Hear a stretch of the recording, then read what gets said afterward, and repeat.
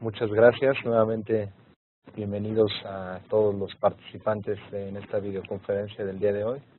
Mi nombre es Osvaldo Huerta, les mando un saludo de parte de todas nuestras autoridades en el Instituto Nacional de Salud Pública. Un gusto tenerlos por aquí. Y el día de hoy tenemos la videoconferencia titulada Lesiones causadas por el tránsito, abordaje desde la perspectiva de la salud pública, con nuestro ponente, el doctor Ricardo Pérez Núñez. Buenos días, doctor. Buenos días. El doctor Ricardo Pérez Núñez estudió medicina en la Universidad de Guadalajara, egresado de la maestría en ciencias con área de concentración en sistemas de salud y doctorado en ciencias de la salud pública en el Instituto Nacional de Salud Pública de México. Realizó su postdoctorado en la International Injury Research Unit de Johns Hopkins Bloomberg School of Public Health de 2013 a 2014, en donde colaboró en distintos proyectos e iniciativas de prevención de lesiones no intencionales. De 2004 a junio de 2014, laboró en el Centro de Investigación en Sistemas de Salud del INSP, en donde su trabajo se enfocó al estudio de las lesiones causadas por el tránsito. Fue colíder de la línea de investigación por misión sobre prevención de lesiones accidentales y violencia en el INSP de marzo de 2008 a junio de 2014, misma que es además centro colaborador de la Organización Mundial de la Salud y de la OPS en investigación sobre lesiones accidentales y violencia. Fungió como secretario técnico de la Road Traffic Injuries Research Network de febrero 2010 a abril 2014, de la que a partir de 2017 es miembro de su consejo directivo. Es también miembro del Sistema Nacional de Investigadores con nivel 2, ha publicado más de 30 artículos científicos con revisión de pares, 3 libros y 4 capítulos de libros en las áreas de financiamiento de la salud, análisis de la respuesta del sistema de salud y lesiones causadas por el tránsito. A partir de julio de 2014 es director de prevención de lesiones del Secretariado Técnico del Consejo Nacional para la Prevención de Accidentes de la Secretaría de Salud Federal. Y pues sin más preámbulo le damos la bienvenida y le agradecemos su participación, doctor Ricardo. Adelante, por favor. Muchas gracias, Osvaldo, y quisiera iniciar mi participación agradeciendo mucho al Instituto Nacional de Salud Pública, mi casa, el haberme invitado a participar en esta videoconferencia y un poco discutir algunas reflexiones que hemos ido acumulando a lo largo de los años. Y en particular agradecerle a la doctora Elisa Hidalgo, quien amablemente me invitó en representación del Centro Colaborador del Instituto Nacional de Salud Pública y, por supuesto, a la Organización Panamericana de la Salud, la doctora Eugenia y Alessandra, por haber hecho posible el que se difundiera este tema, esta videoconferencia en la región. Y pues sin más, voy a compartir con ustedes un poco de lo que es la perspectiva de salud pública en un tema que recientemente ha ido cobrando mucho interés en áreas que tradicionalmente habían estado desatendidas, como es el sector de transporte, como es el sector policía, como es un poco lo que tiene que ver con la movilidad urbana, y que cuando hay algo que falla en el sistema de transporte se traducen en lesiones que causan grandes costos para el propio sistema de salud. Yo quisiera dividir esta presentación en 4 partes. Siempre es de utilidad plantear un escenario hipotético para a partir de eso ir viendo cómo la salud pública aborda este tema tan complicado y que requiere pues de tantos actores clave para poder ir abordando, ¿no? Pasaré en un segundo término a hablar de lo que es cuál ha sido la visión tradicional en cómo se analiza el tema de los accidentes de tránsito, de las propias lesiones causadas por el tránsito, el abordaje desde la salud pública y concluiré con algunas breves reflexiones que espero que fomenten un poco el debate en torno a este problema de salud pública. Y en cuanto al escenario hipotético, pensemos en una primera escena. Estamos situados en la Ciudad de México, un día muy particular, viernes 12 de agosto de 2016, a las 8 de la noche, y en un domicilio de la Colonia del Valle, un joven de 18 años se prepara para festejar con sus amigos su graduación de la preparatoria.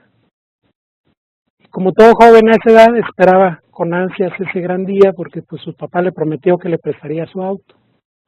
La mamá, pese a que no estaba de acuerdo, porque realmente su hijo no tenía una licencia para conducir, pero su papá decide pues prestarle el automóvil, pues eso hizo él a su edad, y por supuesto en aquel momento no pasó nada, por lo que le da las llaves de un automóvil último modelo, Aveo, y la madre le hace jurar pues que no tomará alcohol, ¿no?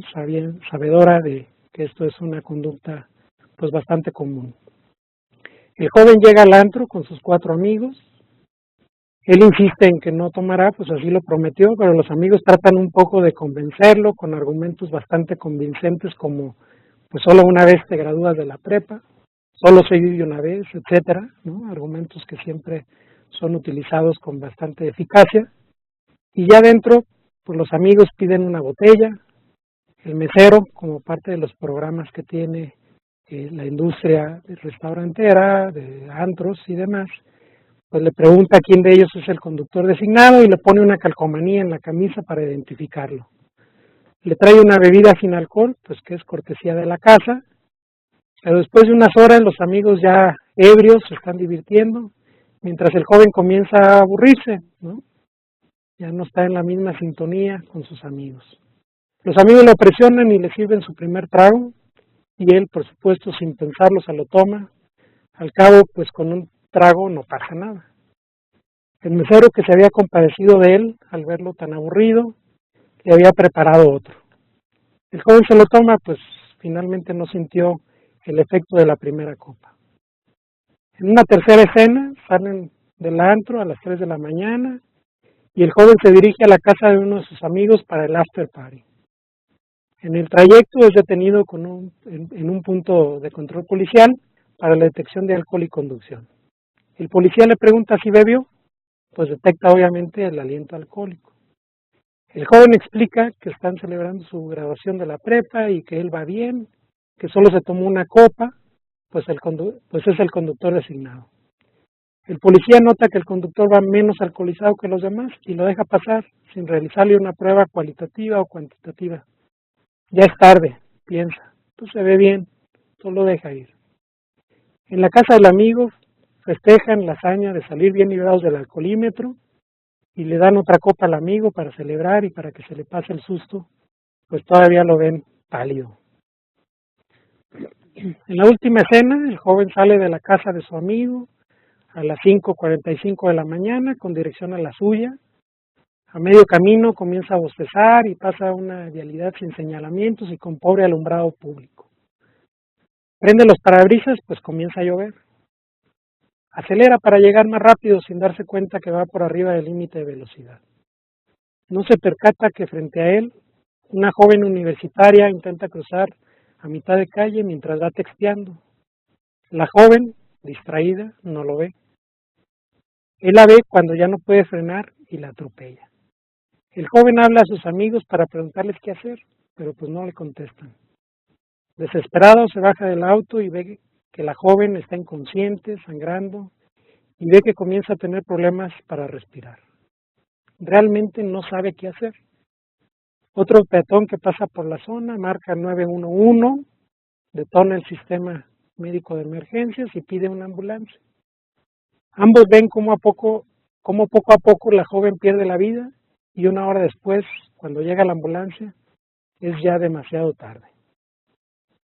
Estos escenarios que normalmente en cada uno de nuestros ámbitos en el que nos movemos no nos costaría trabajo haber escuchado ya en el pasado, en el que sabemos que es algo recurrente, que ocurre casi cada fin de semana y que ya nada más estamos esperando a ver cuándo va a ocurrir el siguiente, pues es bastante ejemplificador de lo que está ocurriendo en un contexto como el de la Ciudad de México, como el de México, como el de la región de las Américas, etcétera, ¿no? En el mundo, podríamos decir. Y esto nos interesa, pues más que enterarnos de las particularidades por el chisme, por un poco ahí el querer saber más de la cuenta, nos interesa porque es importante, si logramos identificar cuál es la causa de la muerte, entonces podemos buscar las estrategias para prevenir que estos eventos ocurran y podemos hasta identificar todos los ámbitos en los cuales podemos actuar desde la salud pública, desde nuestros distintos sectores, sea transporte, sea policía de tránsito, etcétera. Y todos tenemos un rol muy claro para poder prevenir cada uno de estos eventos. Entonces es importante poner este escenario hipotético para identificar qué causó la muerte y a partir de eso reflexionar sobre cómo se pudo haber prevenido. ¿Cuál ha sido un poco la visión tradicional? La visión tradicional habla de que son accidentes, no fue un accidente. Pero cuando nosotros entramos en detalle, en el caso particular de México, la Academia Mexicana de la Lengua define al accidente como un hecho inesperado, generalmente desagradable, y pone como un ejemplo de esta acepción, una fogata en el bosque puede provocar un accidente. Entonces, también la define como un suceso casual, ¿no? O como un rasgo en la fisonomía del paisaje, que la cañada y el río son accidentes geográficos, que no tiene propiamente que ver con lo que estamos abordando. Pero desde el propio ejemplo que pone la Academia Mexicana de la Lengua, una fogata en el bosque, como que de alguna manera, no sé si les parece a ustedes, como que las fogatas nacen por sí solas, ¿no? O sea, hubo alguien detrás de prender una fogata en un bosque y que de alguna manera, al descuidar el qué ocurre con esta fogata, se producen incendios forestales. Entonces, el propio ejemplo, desde mi punto de vista, es impreciso porque no habla de quién puso esa fogata, y si alguien puso esa fogata, entonces no fue realmente un accidente en lo que está definiendo la academia, ¿no? No es inesperado, hubo alguien que lo hizo y que si le descuida, pues produce un incendio, pero entonces ese incendio no es algo inesperado, ciertamente sí es algo desagradable. Entonces, la reflexión que yo quisiera hacer en torno a esta definición es que a partir de esta definición, los accidentes tienen una connotación de ser un evento aleatorio, inexplicable, casi que impredecible, y por tanto, si lo vemos de esa forma, no podríamos entender que ciertamente tiene algo de prevenible, ¿no? En México, la Ley General de Salud, en el artículo 162, define lo que es un accidente, ¿no? Y establece que para los efectos de esta ley, se entiende por accidente el hecho súbito que ocasiona daños a la salud y que se produzca por la concurrencia de condiciones potencialmente prevenibles. Entonces, aquí ya como que se contradice la definición anterior, porque pareciera que estamos hablando de dos conceptos diferentes, ¿no? En el primero, según la Academia Mexicana de la Lengua, estamos hablando de alguna manera de algo que no se explica y que por tanto no se puede prevenir, ¿no? Súbito. Y aquí estamos hablando de que hay una concurrencia de condiciones que son potencialmente prevenibles. Afortunadamente la ley, en el caso de México, lo establece de esta forma y eso de alguna manera ya abre la posibilidad de que, bueno, entonces un accidente, entre comillas, pues sí se puede prevenir. Pero ¿cuáles han sido otras visiones tradicionales, ¿no?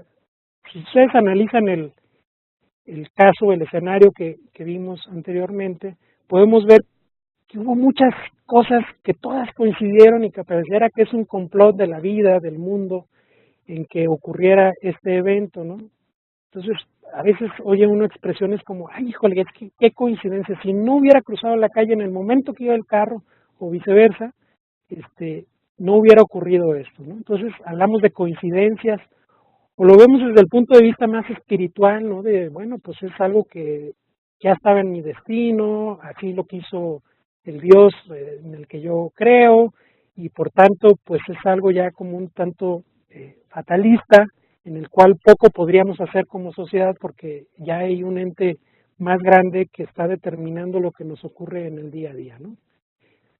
O fue culpa del joven, ¿no? Que lo encierren. Entonces, cuando ya pasa un evento de este tipo, pues ya hablamos de encontrar un culpable para que ese culpable sea detenido, sea privado de su libertad y no vuelva a lastimar más a la sociedad en la que vive, ¿no?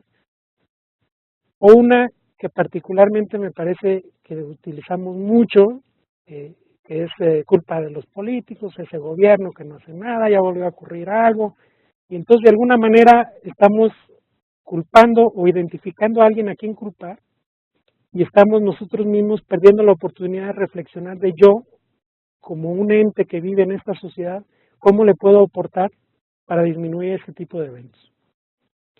¿Cuál es el problema de ver los accidentes, nuevamente entrecomillado, desde esta perspectiva, desde esta visión tradicional? El primer tema es que existen factores que son externos al individuo. Por ejemplo, tenemos casos en los que tú llevas a revisar tu vehículo, ¿no? Confías en que el mecánico hace un buen trabajo, en que quien certificó que ese vehículo ya se podía vender, aseguró que estaba ya bien, que hay procesos con altos niveles de calidad en la producción de vehículos, y yo puedo ir manejando responsablemente en una autopista, y sin embargo mi carro falla, no por algo atribuible a mí como persona, y esto me puede causar salirme de la carretera, chocar, volcarme, morir o afectar a otras personas con quienes comparto yo la vialidad. Hemos escuchado recurrentemente cómo un autobús se queda sin frenos, cómo se le puede a uno ponchar una llanta en una autopista porque el pavimento no es el más adecuado y que esto desencadene un choque o una volcadura, y que esto de alguna manera no es directamente atribuible al individuo como tal, al individuo que va manejando ese automóvil, y menos obviamente a los pasajeros o a las personas que van con él. O, por ejemplo, cruzaba la calle por la cebra, ¿no? Un peatón responsable, cuando un conductor se pasa al alto y lo atropella. Entonces, digamos desde la perspectiva del peatón, de alguna manera hizo lo que se debería de hacer, y sin embargo resulta lesionado en el tránsito. Un conductor alcoholizado se subió a la acera, se metió a la tienda y mató a 3 personas. Entonces, las 3 personas, ¿qué culpa tenían? ¿No? Entonces, cuando uno busca de alguna manera encontrar un culpable, pierdes la oportunidad de irte 3 pasos atrás e ir identificando qué es lo que se pudo haber causado esto, ¿no? O por el contrario, tenemos casos en el que el error humano no siempre tiene consecuencias desastrosas, ¿no? Por ejemplo, cuánta gente ha chocado más de una vez y ha salido totalmente ileso, ya sea porque los dispositivos de seguridad de su automóvil son súper buenos o porque existe realmente una baja severidad, ¿no? Estos son el tipo de choques con menor severidad son los más frecuentes. Entonces, cuando yo me expongo continuamente a este tipo de actitudes, minimizo de alguna manera el riesgo, ¿no? O el auto se deshace y a él no le pasa nada, nuevamente los dispositivos de seguridad del automóvil. O quienes asumen conductas de riesgo, ¿no? Como tomar alcohol y manejar o conducir a exceso de velocidad, y en esa experiencia no ocurre nada, entonces lo vuelves a hacer y tampoco ocurre nada, y como lo haces recurrentemente, desestimas el riesgo de cada exposición. Entonces, las lesiones causadas por el tránsito son eventos frecuentes y cotidianos, pero también son tan lejanos a nuestra experiencia diaria, por lo que nosotros lo dejamos de ver como un problema social o pasan como un problema de salud pública realmente invisible. Se ha normalizado tanto en la conciencia social que luego a veces está uno esperando el momento en que inevitablemente, entrecomillado, nos toque o nos vuelva a tocar un evento de este tipo. Un tercer problema es que la conducta no solo está gobernada por el conocimiento y las habilidades individuales, sino también por el contexto en el cual se da esta conducta o este comportamiento. Por ejemplo, si yo sé que de alguna manera aquí en México yo puedo hacer lo que quiera y nadie me va a multar, pues lo voy a hacer. Pero si yo me voy, por ejemplo, los que hemos tenido oportunidad de ir a Estados Unidos y tienen la oportunidad de manejar o simplemente deambular en la vía pública, ¿cuál es la percepción que tenemos cuando estamos en esos espacios? Es que si hacemos algo incorrecto, nos van a detener, nos van a hacer algo, nos van a llamar la atención.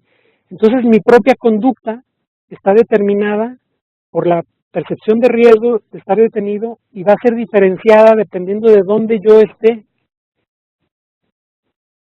Y tenemos, por ejemplo, si todos hacen determinada acción, pese a que sea incorrecta, ¿por qué yo no lo voy a hacer, no? Entonces tendemos a comportarnos como nuestros pares. Y más aún, como sociedad, hemos aceptado que el alcohol es un gran elemento de socialización y por tanto, después de haber socializado, podemos hacer lo que queramos, ¿no? Estamos felices de haber socializado, entonces podemos manejar, podemos caminar, ir en bicicleta con niveles altos de alcohol y eso de alguna manera es normal, está bien, es parte de cómo nos desenvolvemos como una sociedad. Pero eso no ocurre en todas las sociedades, en todos los lugares, pero lo damos por hecho porque donde vivimos, de alguna manera, esto sucede de esa forma. Y por supuesto que luego a veces he escuchado, no, es que el peatón cruzó a mitad de calle. Bueno, ¿por qué cruza a mitad de calle? Primero, porque puede cruzar a mitad de calle.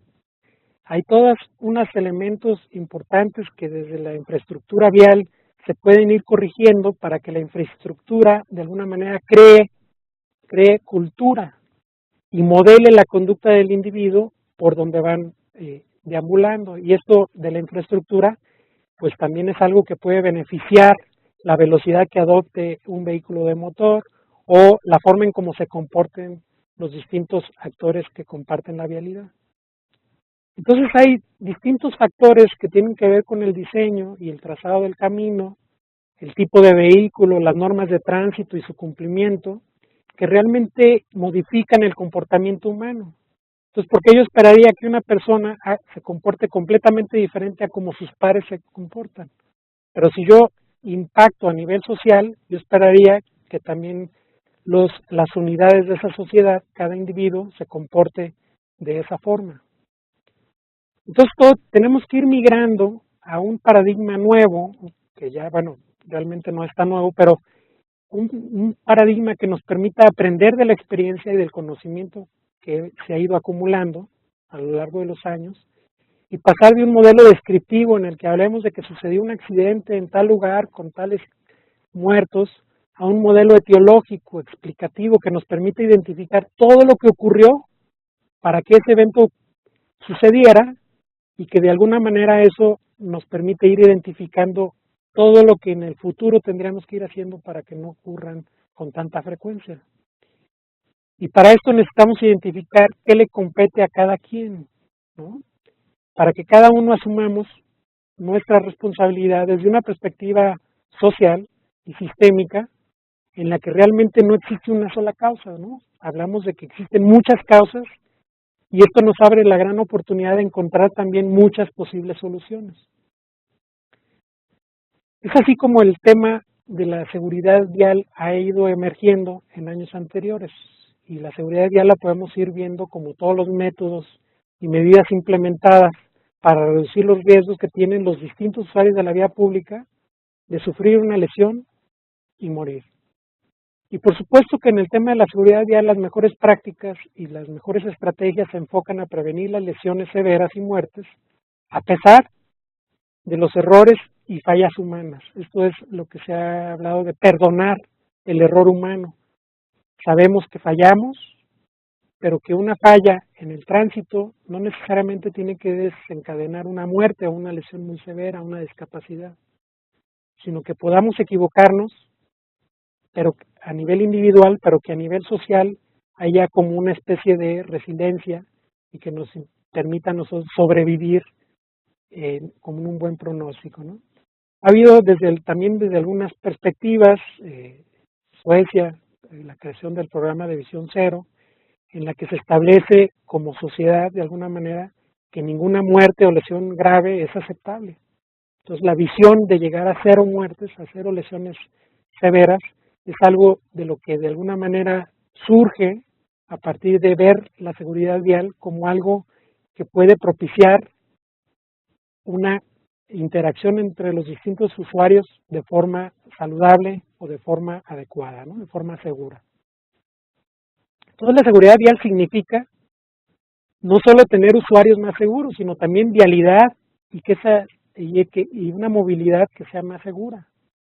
Significa tener vehículos más seguros y por supuesto cuando ocurre un choque, significa también la seguridad vial tener una respuesta rápida y oportuna para que el pronóstico sea el más adecuado. ¿Cuál sería entonces el abordaje desde la salud pública al tema de la seguridad vial? Retomando un poco nuestro escenario, podemos ir identificando algunos elementos clave en todo este escenario. Por una parte está un joven, está una joven universitaria, tenemos también un automóvil Aveo, que es su último modelo, con ciertas características, especificaciones de seguridad. Tenemos también la Ciudad de México, particularmente en la Colonia del Valle. Tenemos también el hecho de que un automóvil atropella a esa joven universitaria. Y esto es lo que en la década de los 40 Gordon establecía en términos de lo que era el modelo epidemiológico, en donde había tres elementos claves, ¿no? El huésped, el vector, el agente, y que esta interrelación entre esta tríada epidemiológica se daba en un ambiente en específico.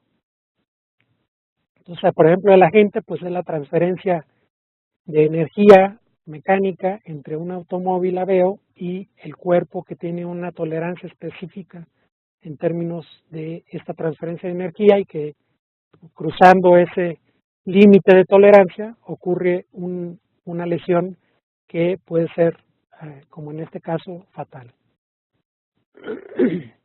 Y si lo analizamos de alguna manera más a detalle, podemos ver que hay otros elementos clave. Por ejemplo, hay actitudes y percepciones en torno a este problema social en términos del uso del alcohol, ¿no? Y esto se puede evidenciar a través del tema de que pues el papá hizo eso a su edad y no pasó nada, el solo se vive una vez, entonces emborrachémonos, hagamos este tipo de cosas, ¿no?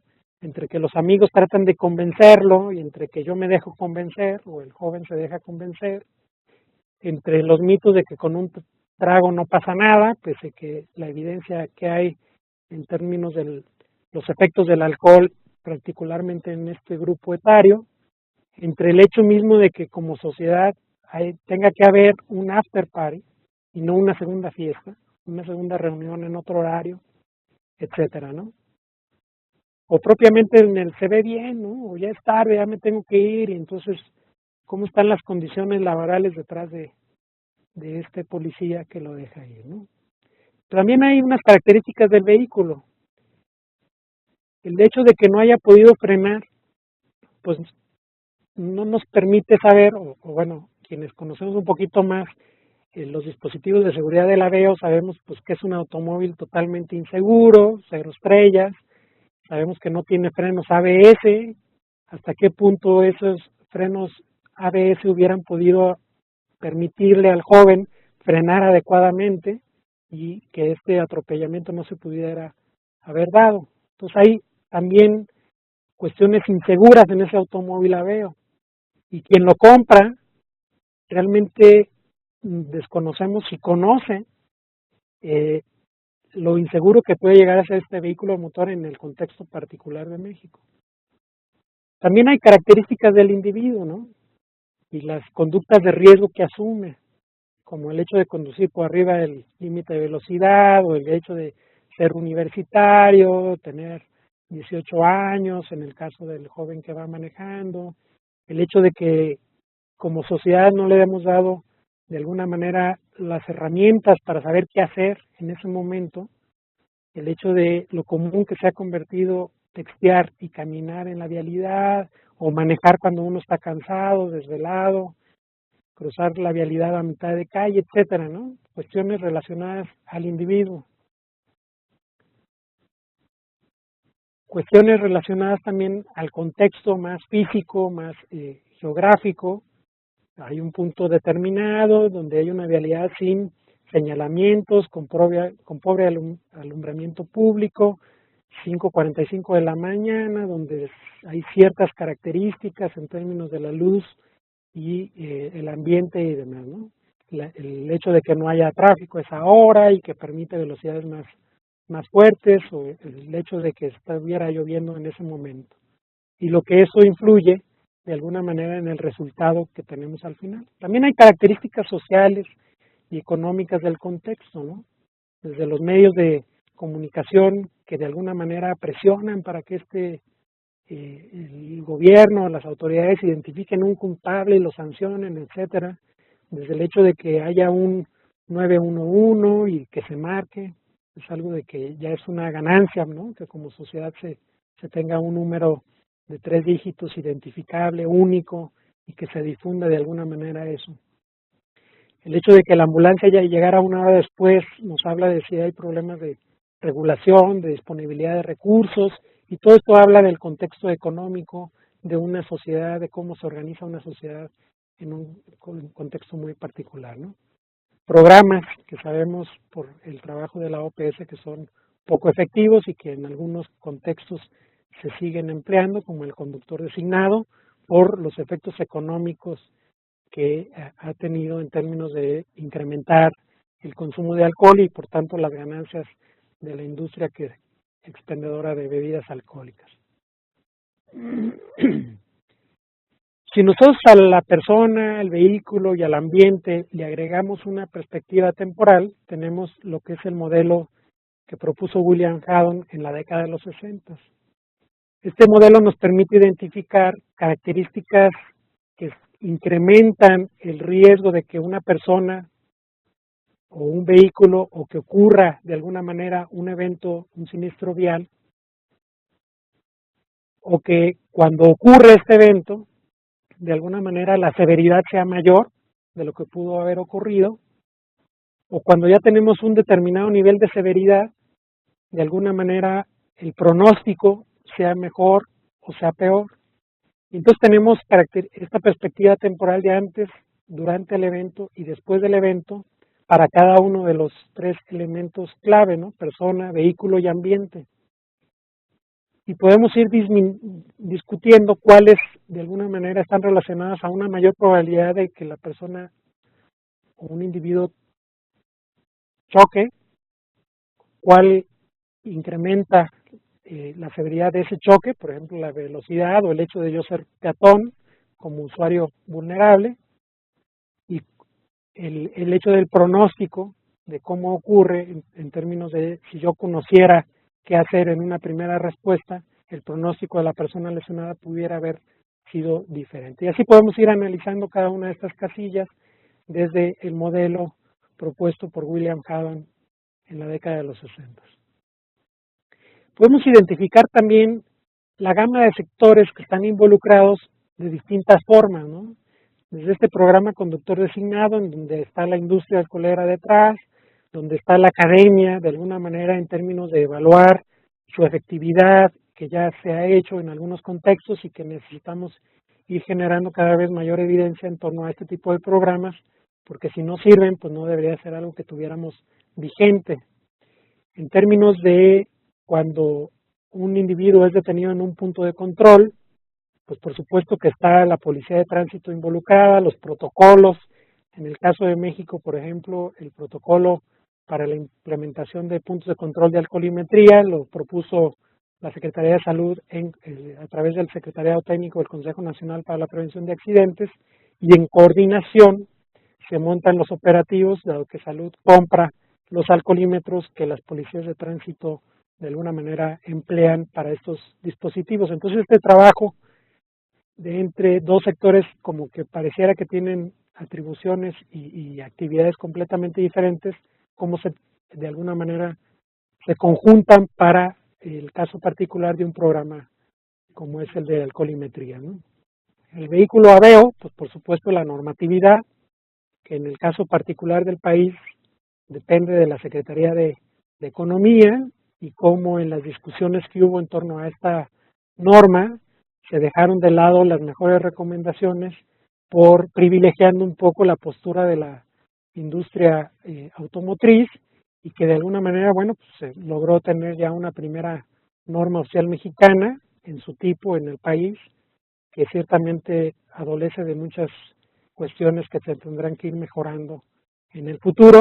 Y por supuesto el punto de vista de la Procuraduría Federal del Consumidor en el rol tan importante que tiene de dar información a los consumidores en términos de qué comprar y qué no comprar, con elementos tan claros como la seguridad, que normalmente en contextos como el nuestro lo vemos más como un lujo y no como una necesidad o un elemento mínimo de seguridad que tendría que tener los elementos que estamos comprando para vivir una vida plena, ¿no? El hecho de que se hubiera podido llamar a 911 pues, para una presidencia de la República detrás de un número que se estableció recientemente en México, la Secretaría de Gobernación, quien es a través del Sistema Nacional de Seguridad Pública la que lo coordina, o la Secretaría de Comunicaciones y Transportes a través del IFETEL, el rol tan importante que tiene ahí también, la Secretaría de Salud en términos de establecer los procedimientos y la regulación de urgencias médicas, los paramédicos en términos de brindar la atención, las instituciones educativas, salud en términos de ya los servicios públicos y privados, y por supuesto la referencia en términos del marco legislativo y el rol que tiene este sector tan importante. En torno a las percepciones y actitudes, pues claramente hay todo un tema de promoción de la salud a cargo de la Secretaría de Salud, todo un tema educativo de la Secretaría de Educación Pública, el rol tan importante que debe tener la sociedad civil en cada vez ir sensibilizando más eficazmente a las sociedades para que estemos cambiando las actitudes negativas y buscando conductas más seguras y más saludables, las autoridades municipales, estatales y federales. El hecho de que este tipo de eventos se hagan públicos y el cómo se hace público y de alguna manera cuál es el efecto positivo que pudiera tener esto, es un rol importante del sector que encabezan los medios de comunicación. Y por supuesto, si estamos pensando en que se haga justicia y va por ahí el derecho que tiene quienes pierden familiares en el tránsito, pues por supuesto que aquí se involucra la Procuraduría General de la República y las estatales en sus distintos ámbitos de competencia. En términos del abordaje de salud pública, podemos identificar distintas características. La primera es, si hablamos de salud pública, hablamos de que es un trabajo que se hace a nivel poblacional, más que un trabajo a nivel individual, como lo hacen los servicios de salud dirigidos a la persona. Por supuesto que la salud pública recurre al conocimiento de muchas disciplinas, no solo de la medicina, en términos de también la biomecánica, la epidemiología, sino también la sociología, las ciencias de la conducta, qué hace que una persona se comporte de cierta forma, la criminología, ¿no? Cuando hay actitudes recurrentes y cómo las acciones se pueden de alguna manera ir conteniendo o resolviendo, de la educación, de los paradigmas que hay de cómo aprender distintas competencias educativas, cómo transmitirlas de forma eficaz, economía, ingeniería, legislación, son distintas las áreas de conocimiento que permiten que el abordaje de la salud pública sea realmente efectivo. Pero este abordaje se tiene o se basa necesariamente en lo que es la evidencia científica, ¿no?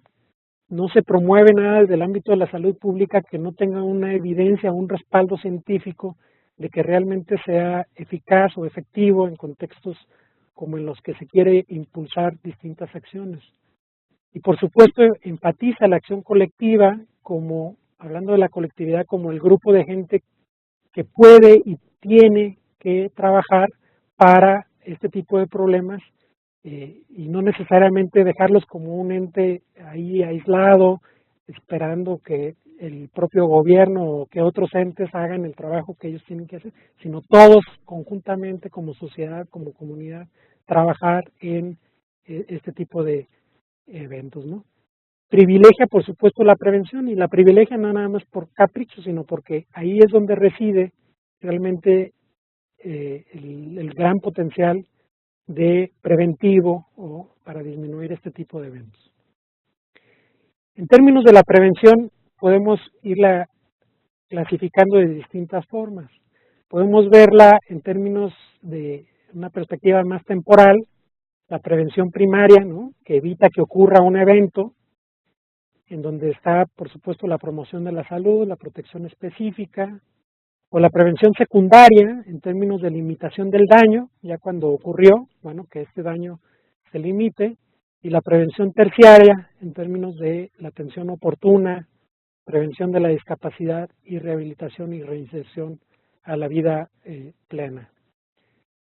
También podemos dividir la prevención en términos de los grupos blanco a los que va dirigido una u otra intervención. Tenemos intervenciones que son universales, que aplican de alguna manera a toda la sociedad, como todo lo que tiene que ver con la legislación, como que tiene todo lo que tiene que ver con el marketing social, que busca prevenir antes de que ocurra un evento a todo un grupo de población y a través de la sensibilización o de la normalización buscar que estos eventos se vayan previniendo.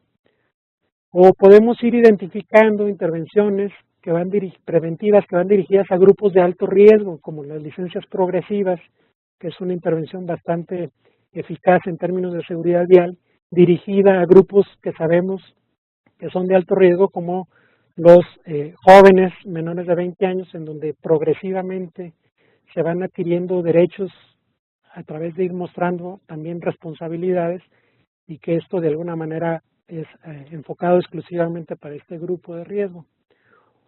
O indicadas para de alguna manera grupos que son reincidentes y que de alguna manera sabemos que se exponen recurrentemente a riesgos y que como sociedad podríamos ir interviniendo después de que ya ocurren estos eventos y después de que sabemos que reinciden a través de programas importantes como por ejemplo los dispositivos para no prender el carro cuando traes un cierto nivel de alcohol, indicados para personas que recurrentemente utilizan o conducen con alcohol. También la prevención la podemos ver desde otra perspectiva, como si es activo, si el individuo necesita hacer algo para lograrlo, o si es pasivo, cuando el individuo no necesita hacer nada. Y aquí tenemos, por ejemplo, ejemplos como el sistema de frenado antibloqueo, que ciertamente es súper eficaz, pero sí necesita que el individuo presione el freno hasta el fondo para que esto de alguna manera se detone.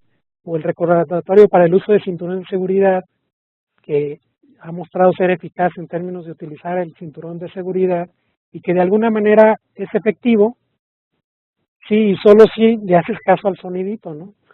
Entonces hay que tener una actitud ya más activa de colocar el cinturón de seguridad, y que esto de alguna manera ya se convertirá en una estrategia efectiva para disminuir las lesiones una vez que se presente un choque. Pero también hay aquellas que son pasivas, ¿no? Como las rampas de frenado, pues no necesito hacer nada. Yo, en términos de mi automóvil, y el propio mecanismo hace que haya un frenado adecuado en vehículos pesados y demás, ¿no? O las bolsas de aire, que yo no necesito apretarle nada, sino que la bolsa de aire sale en automático. O el muro de contención ergonómico, que de alguna manera es una intervención bastante eficaz en el ambiente físico para evitar que los automóviles se volteen o entren en contacto con los vehículos que circulan en dirección opuesta. Del problema a la solución, la salud pública implementa 4 grandes pasos. Yo quisiera ir hablando de estos grandes pasos un poco en el contexto del trabajo que se ha ido realizando en México en torno al tema de la seguridad vial y de las lesiones causadas por el tránsito. El primer paso tiene que ver con la vigilancia, y esta vigilancia epidemiológica de los problemas nos permite irlos caracterizando de forma más particular. Y ahí viene todo el tema de las definiciones. ¿Qué es una lesión?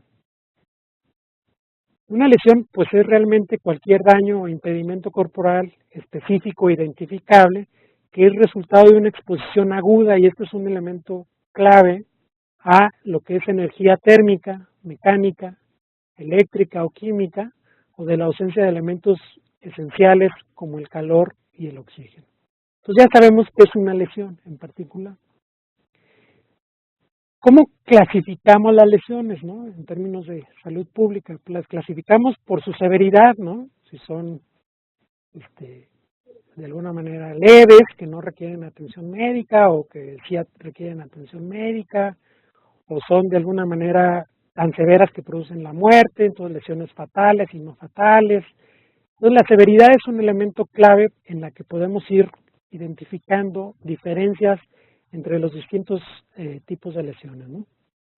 También podemos clasificar las lesiones según el lugar en el que ocurren y tenemos, por ejemplo, lesiones que ocurren en el hogar, lesiones que ocurren en la vía pública, como el caso de las lesiones de tránsito, lesiones que ocurren en el ámbito laboral, ¿no? Lesiones que ocurren en sitios para la recreación, etcétera. Dependiendo de dónde ocurren, nos permite ir caracterizando las lesiones y también identificar en qué ámbitos estaremos trabajando para eventualmente ir conteniendo este problema, controlándolo y respondiendo en términos de salud pública.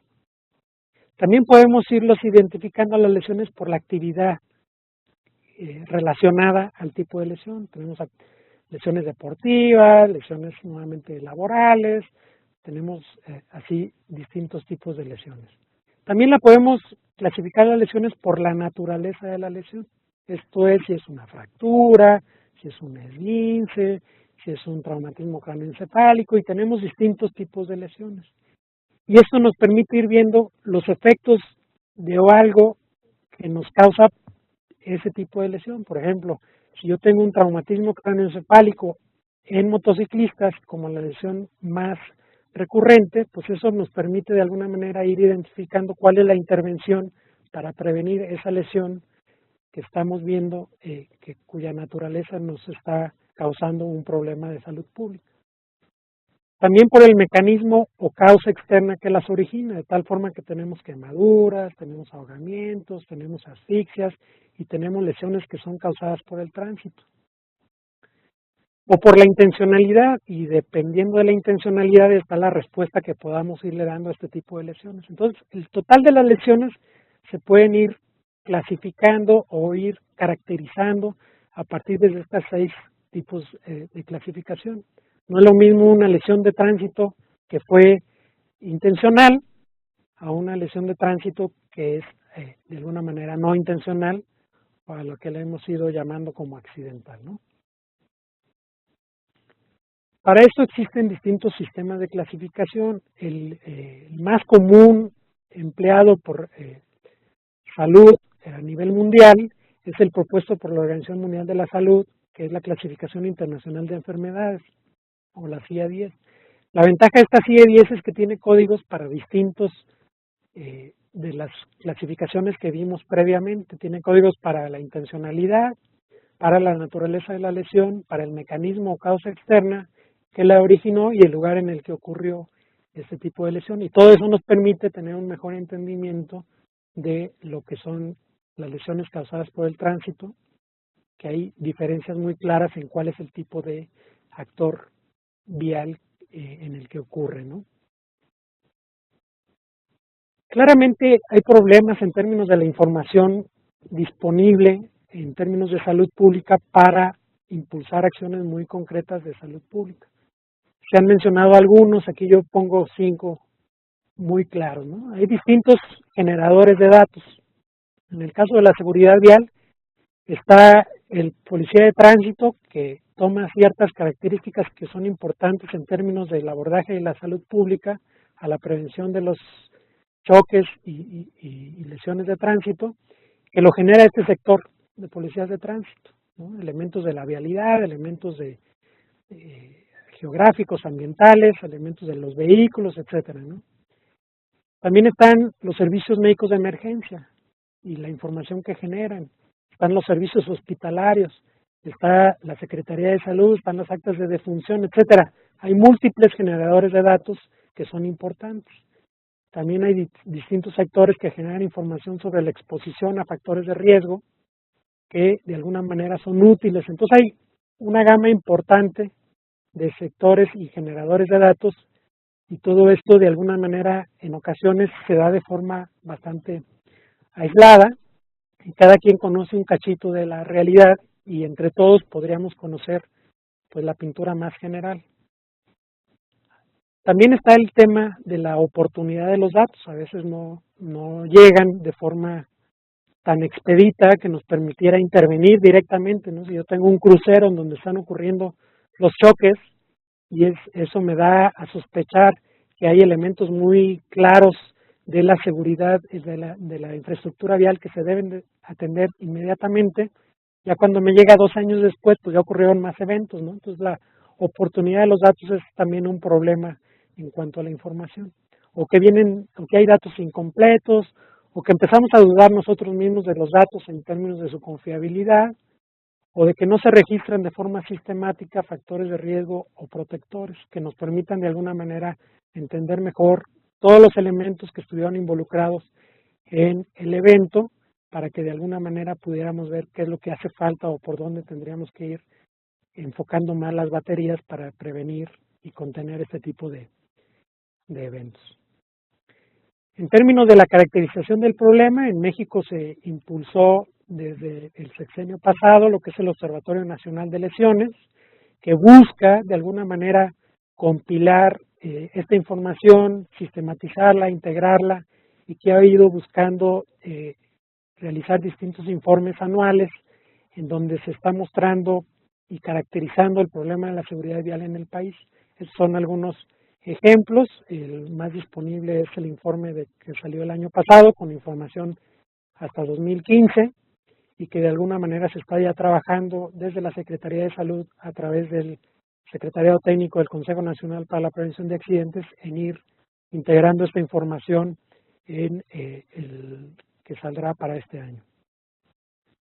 En términos de la magnitud de los daños, hemos ido logrando identificar el alto número de personas que fallecen en el país. Entonces, por ejemplo, sabemos por nuestras estadísticas en la que, por ejemplo, la cobertura de la mortalidad en México es del 99.9%, es uno de los sistemas reconocidos por la Organización Mundial de la Salud como de alta cobertura, pero que de alguna manera ahí el tema en el país ya no es de la cobertura, sino es el de la clasificación de las lesiones.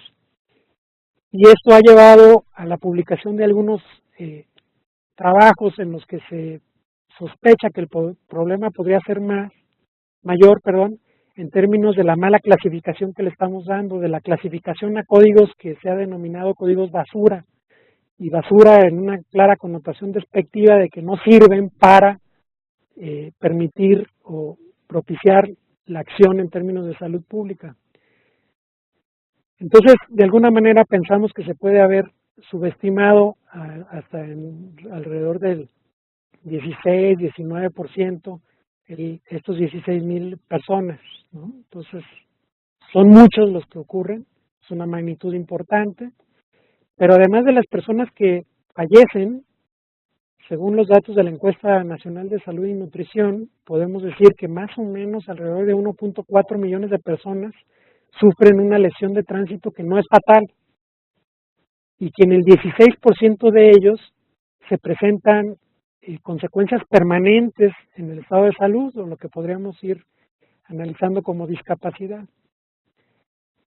De tal suerte que, de alguna manera, el 12.3% de los cerca de 10 millones de personas que viven con discapacidad en México, la causa original fue un accidente. Entonces, los accidentes ahí están en términos de la magnitud, entre que los estamos subestimando, sabemos que es una magnitud importante, que causa daños importantes a la salud. Con el Instituto Nacional de Salud Pública trabajamos en el transcurso del año pasado para ir caracterizando también en términos de no solo los años de vida que se pierden por una muerte prematura, sino también los años de vida que se viven con discapacidad o con falta de calidad total de vida, en lo que es la medición de los años de vida saludable. Este documento que tenemos disponible en nuestra página web y que fue posible gracias al financiamiento que dio la Organización Panamericana de la Salud y al trabajo que realizamos en el ST-CONAPRA, se logró ir impulsando desde la academia, y esto permitió también ir identificando claramente la gama importante de fuentes de información que tenemos disponibles para el país. Y esto ya de por sí es una ganancia que tenemos en términos de ir identificando la información que estamos viendo ahorita y la otra que no veíamos, pero que tendremos que ir analizando. Entonces fue un trabajo importante de colaboración con el Instituto Nacional de Salud Pública y quienes hicieron pues un gran trabajo. Y ya está disponible como experiencia para otros países que pudieran estar eventualmente interesados de conocer cómo se realizó esta estimación y cuál es el caso de México en términos de los sistemas que informan y caracterizan las lesiones causadas por el tránsito.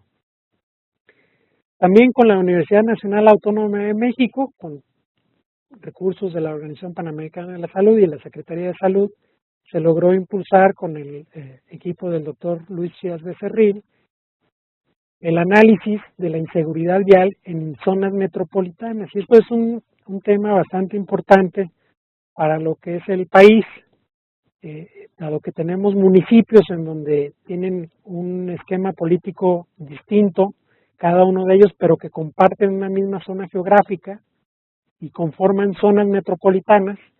Esta es una unidad de análisis que había sido poco explorada y que tendría que ser analizada más a detalle por la corresponsabilidad que tienen los distintos municipios dentro de una misma zona metropolitana para trabajar de alguna manera en identificar estrategias que son exitosas para incidir en el tema de la inseguridad vial. También en términos de la magnitud de los daños, se ha trabajado fuertemente en el país en términos de caracterizar lo que es el costo económico, y aquí lo divido entre lo que sí podemos monetarizar o tangible, en términos de lo que representan las lesiones causadas por el tránsito, en cuanto a su costo total, podemos ver que se ha estimado entre el 1.8 y el 3.5% del Producto Interno Bruto, lo que es bastante importante, de acuerdo a la estimación o al abordaje epidemiológico que se haga, es en donde se radica este importante costo económico. También se ha logrado identificar la atención médica de las lesiones de tránsito como un gran detonante de gasto catastrófico en términos de los recursos que destina un hogar para resolver los problemas de salud generados por una lesión de tránsito, en donde el 80% de los lesionados que son hospitalizados incurren en gastos catastróficos, un porcentaje bastante importante, que tenemos que ir buscando esquemas para financiar mejor de alguna manera la respuesta que demos a estas lesiones. Y también incluso prácticamente el 10% de los lesionados que solo son atendidos en urgencias, en los servicios de urgencias, también incurren en gastos catastróficos. También con la maestra Patricia Sánchez Vallejo, quien para su estudio de maestría impulsó un estudio que documentó cuál es el costo económico de la discapacidad directamente atribuible a las lesiones de tránsito, en donde se estimó que alrededor de 13.639 millones de pesos es el costo económico de esta discapacidad anualmente, ¿no? Entonces tenemos información que nos permite ir caracterizando la magnitud de los daños también desde la perspectiva no solo epidemiológica, sino también económica. Y desde una perspectiva un poco más social, en términos de lo que es el costo intangible, ¿no? Se han realizado algunos estudios también desde el Instituto Nacional de Salud Pública, en el que se ha podido identificar que a partir de un evento de tránsito o una lesión que es causada por el tránsito, cambia la salud del lesionado, porque hay secuelas o se genera una dependencia hacia otros miembros del hogar, o de esto desde el punto de vista de la salud más biológica, o también desde el punto de vista de la salud mental, en donde hay temor extremo o paralizante que impide que la gente se exponga nuevamente a ciertas circunstancias como deambular en la vía pública, como subirse a un automóvil, por este temor extremo a tener nuevamente un evento de este tipo, ¿no? Y por supuesto también cambia la salud de los familiares, no solo de las personas lesionadas, ¿no? Los familiares que de repente tienen que asumir un rol de cuidador, sufren complicaciones de enfermedades ya preexistentes, hay un desgaste emocional, cambia la calidad en las relaciones al interior de la familia, hay una baja de rendimiento escolar, laboral, etcétera, y por supuesto en el caso de los familiares que han perdido a un familiar cercano, pues hay hasta pérdida del sentido de la vida que impide que las personas tengan un disfrute total de la vida en un sentido más amplio, ¿no? Hay un dolor pues bastante extremo en el hecho de perder a un familiar en el tránsito. También cambia la dinámica familiar, hay tensiones, hay rompimientos de núcleos previamente consolidados, cuando una persona pierde, cuando una persona del que integra el hogar se pierde en un evento de tránsito, hay cambio de roles, ¿no? Y esto de alguna manera es algo que es directamente atribuible a una lesión de tránsito. Cambia también la vida personal de aquellos lesionados que sobreviven. Es una experiencia en la cual de alguna manera te deja huella, te deja una enseñanza, y es algo que de alguna manera podríamos capitalizar mejor en salud pública en términos de utilizar esas enseñanzas, esas personas ya sensibilizadas, y dar un mensaje mucho más claro a la sociedad en términos que impacten mejor las conductas de los jóvenes o grupos que sean más prioritarios o más vulnerables.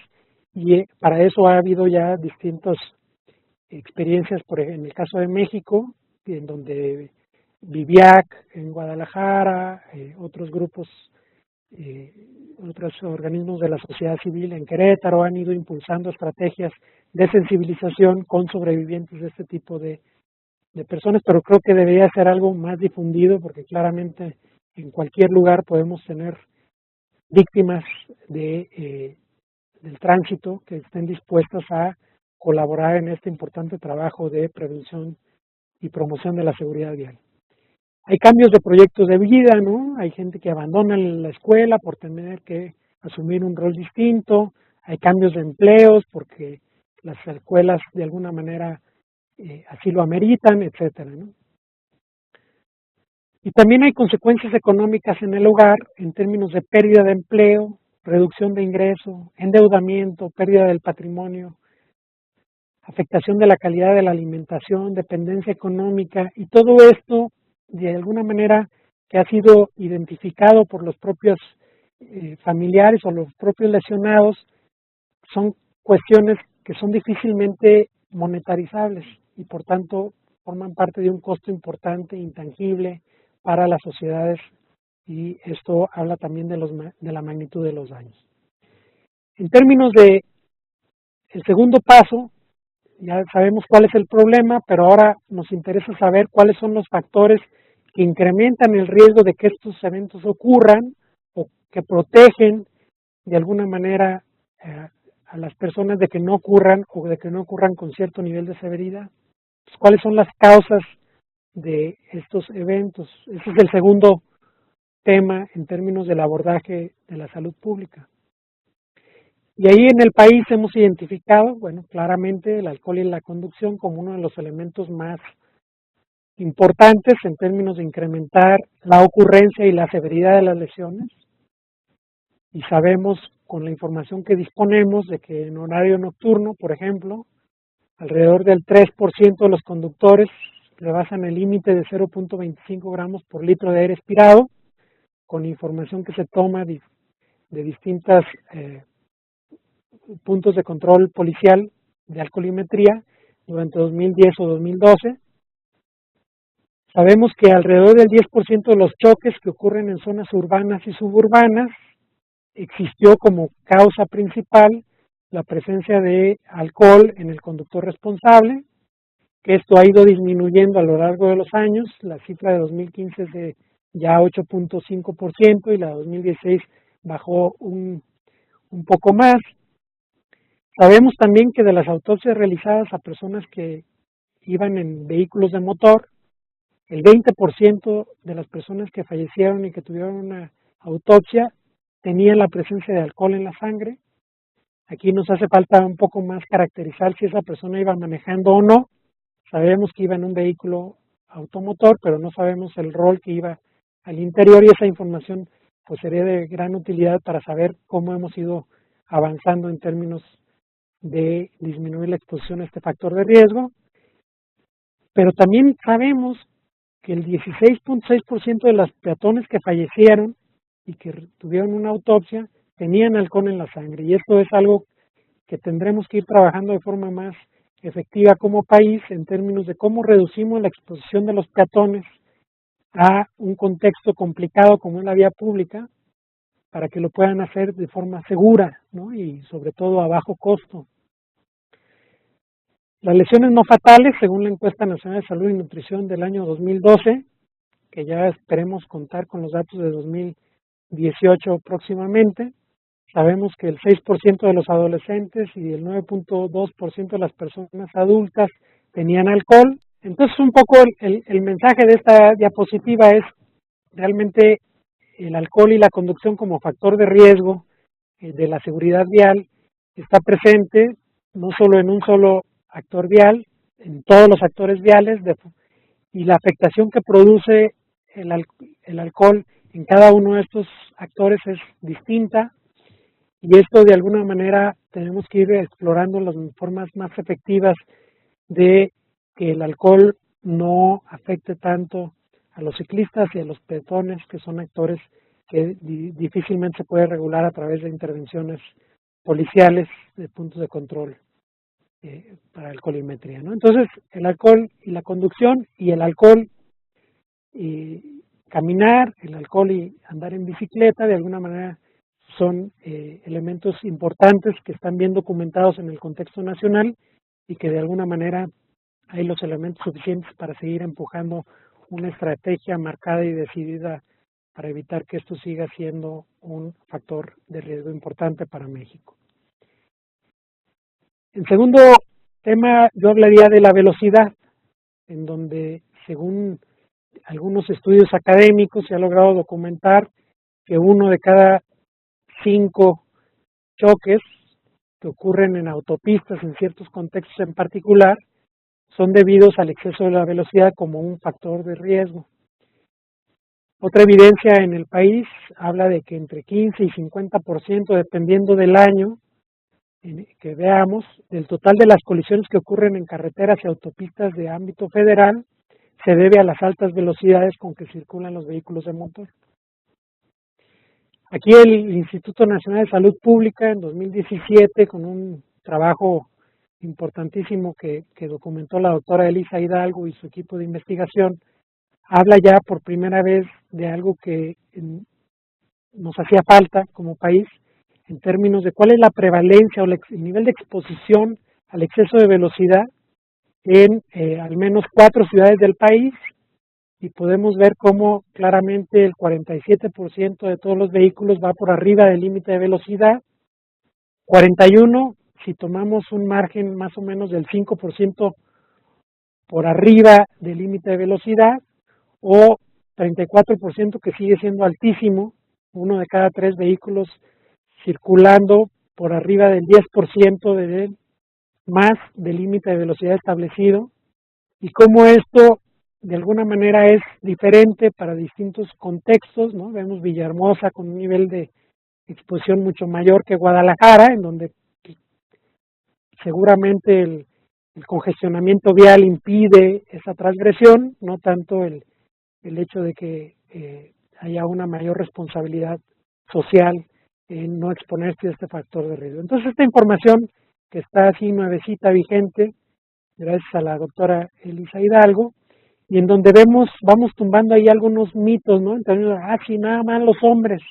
Pues no hay tantas diferencias en términos de hombres y mujeres en cuanto a la transgresión que hacemos a los límites de velocidad, y es información de suma utilidad para que los actores locales de estos 4 ciudades busquen de alguna manera incidir en la velocidad como un factor de riesgo. No tenemos cuál es, de alguna manera, qué porcentaje de las muertes en el tránsito son atribuidas a este factor de riesgo en particular. Es información que a partir de estos datos y otros que se generen en el futuro deberá irse generando para ir viendo cuál es de alguna manera el factor de riesgo que más retorno nos daría. La apuesta, en mi experiencia, es que trabajando en el tema de velocidad y alcohol y conducción, estaríamos abarcando la parte más importante de los eventos viales que ocurren en países como el nuestro.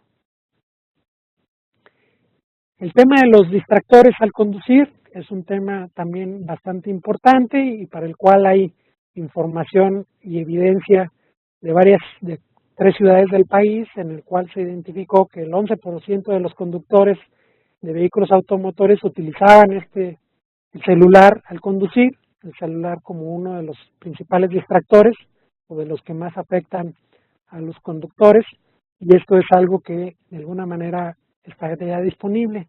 Incluso en un trabajo novedoso también se documentó la exposición a este factor de riesgo en motociclistas, en donde el 1% de los motociclistas también utiliza el celular mientras se desplaza por la vía pública.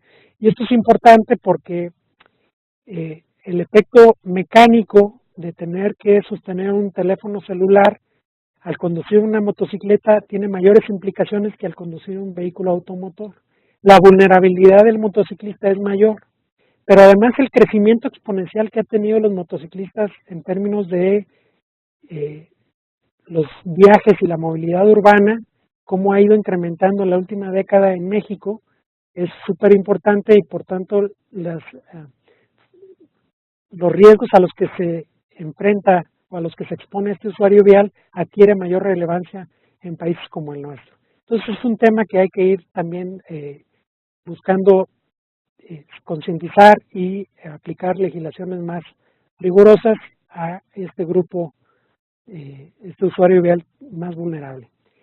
El Secretariado Técnico del Consejo Nacional para la Prevención de Accidentes también para 2016 hizo un estudio en 50 municipios de 26 entidades federativas en donde se observaron más de 41,000 conductores y se pudo identificar que este porcentaje era incluso mayor.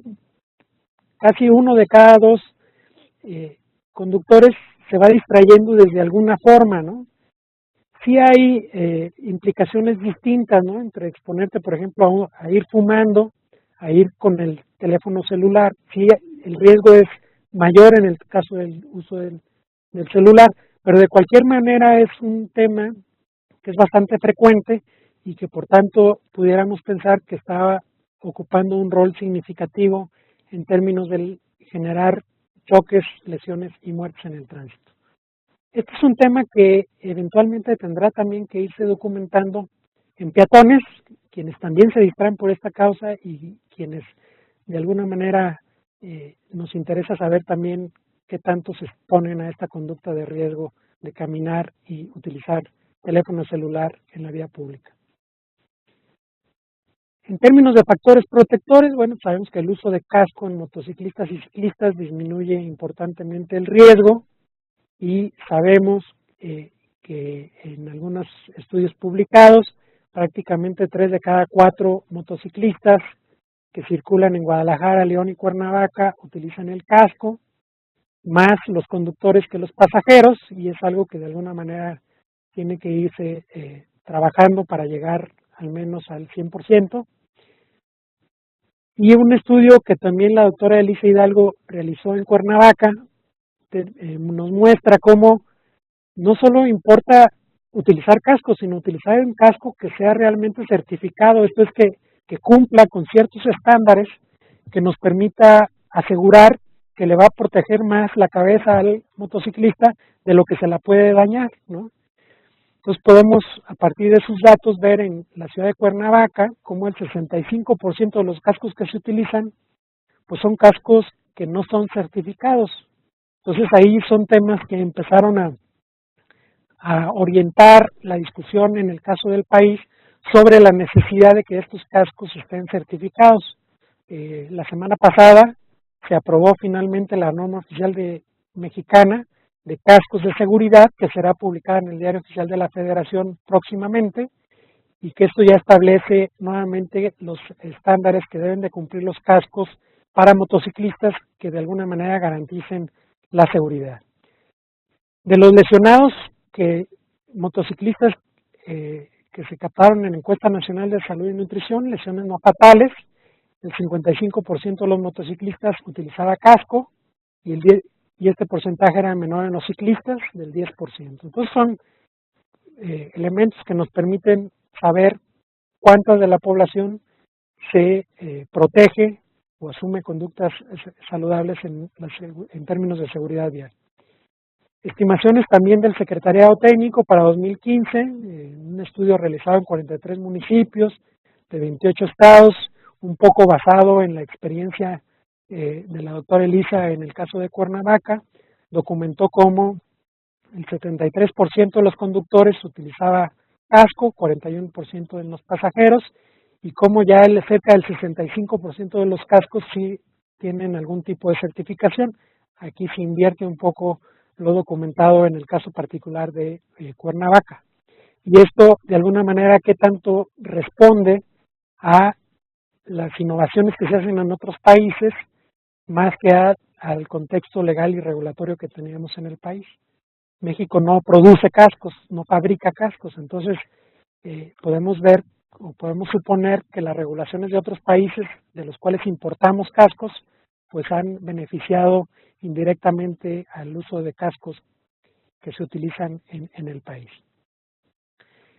El uso de cinturones de seguridad, una estrategia también ampliamente documentada en términos de su efectividad, se ha documentado como 45% del total de los ocupantes utiliza cinturón, que este porcentaje es mayor entre los conductores que entre los copilotos o los pasajeros de atrás, y que de alguna manera los lesionados no fatales que se captaron en la encuesta de salud y nutrición, el 45%, o sea, bastante similar, y también es bastante similar a lo que se observa en los estudios o la información que genera el ST-CONAPRA en distintos municipios y en distintas entidades del país. El uso de sistemas de retención infantil, en donde claramente estamos utilizando muy poco en México, estamos protegiendo muy poco en México a los menores de 5 años en estos dispositivos. Se ha observado que entre el 7 y entre el 17% de uso de sistemas de retención infantil en distintas ciudades. El ENSANUD habla del 12%. Las estimaciones que ha hecho el ST-CONAPRA en más municipios del país habla de entre el 20 y el 43%. Me parece que es información que son tasas que deberían de llegar al 100%. Y el Instituto Nacional de Salud Pública, con la doctora Elisa Hidalgo, también hizo un estudio bastante interesante de conocimiento, de actitudes, de prácticas en padres de familia de distintas guarderías del país, en donde estamos ansiosos de ver los resultados, porque sabemos pues que hay todo un tema de conocimiento y actitudes detrás de esta falta de uso de este dispositivo de seguridad ampliamente conocido por su efectividad. Esta información pues se sumará a lo que ya conocemos y servirá de alguna manera como un insumo más para pugnar en que este uso llegue al 100%. En términos del uso de puentes peatonales, hay un estudio también del Instituto Nacional de Salud Pública en el que sabemos que 1 de cada 2 peatones no lo utiliza, pero no lo utiliza porque hay un riesgo de salir más perjudicado que beneficiado de esta intervención que realmente se ha enfocado en privilegiar la movilidad urbana de los automóviles más que en garantizar la seguridad de los peatones. Es como una respuesta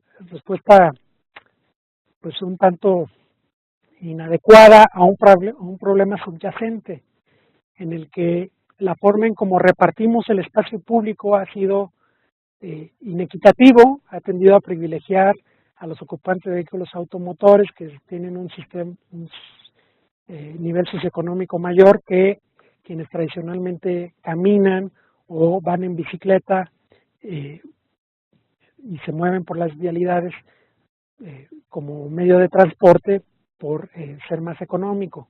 Entonces aquí de alguna manera no se utiliza, y entonces la primera reacción que a veces damos es, pues hay que sensibilizar al peatón de que lo utilice, ¿verdad? Pero a lo mejor tendríamos que ir cambiando la forma en cómo vemos esto y tendríamos que ir pugnando porque hubiera más espacios en los que los peatones, los ciclistas se movilizaran en la vía pública de forma más segura y con más equidad en la repartición del espacio público. También vemos cómo los jóvenes observados en Cuernavaca, en un estudio del 2005, cruzan por zonas inadecuadas en las vialidades, y podemos también buscar estrategias de que se promuevan los cruces adecuados una vez que la estructura vial lo permita.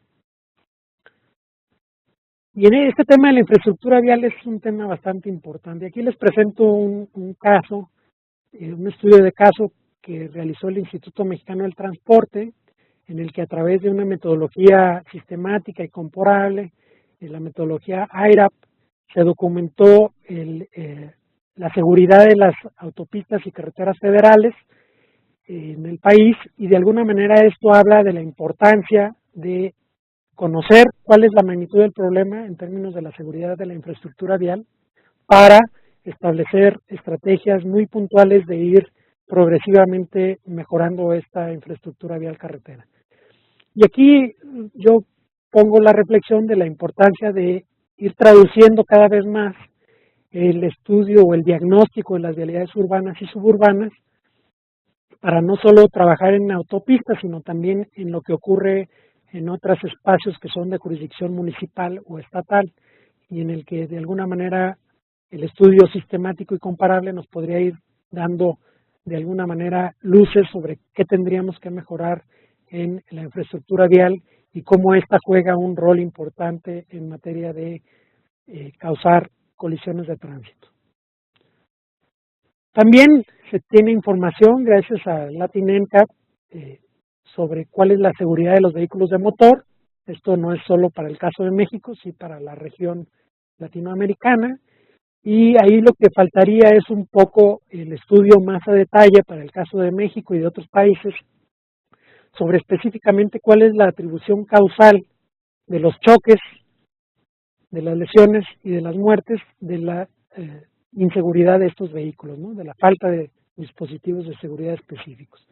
Y aquí es importante sí mencionar cómo esta información tiene que llegarle finalmente al consumidor, quien es el que está adquiriendo vehículos inseguros nada más porque son más baratos. Y tenemos que ir pugnando como los gobiernos para garantizar un set mínimo indispensable de dispositivos de seguridad que sean garantizados para que ahora sí se adquiera el vehículo más barato, pero también que tenga un nivel garantizado de seguridad específico. Y ahí es donde es importante irnos sumando los distintos actores interesados en este tema para que cada vez sea algo que se discuta más en distintos foros.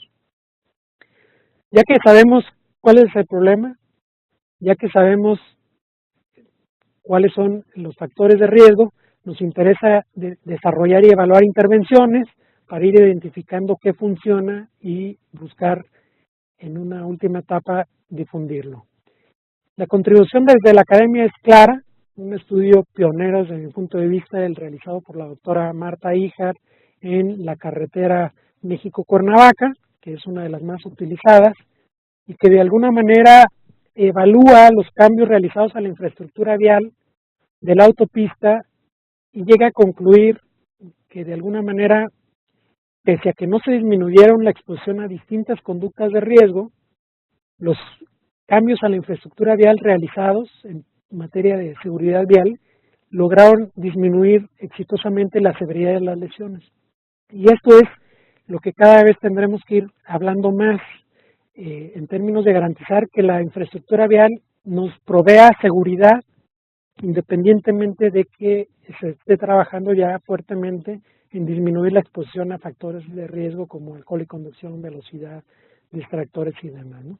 Entonces, este es documentado con el potencial importante que tiene las mejoras en la infraestructura vial como una intervención clave para mejorar la seguridad vial.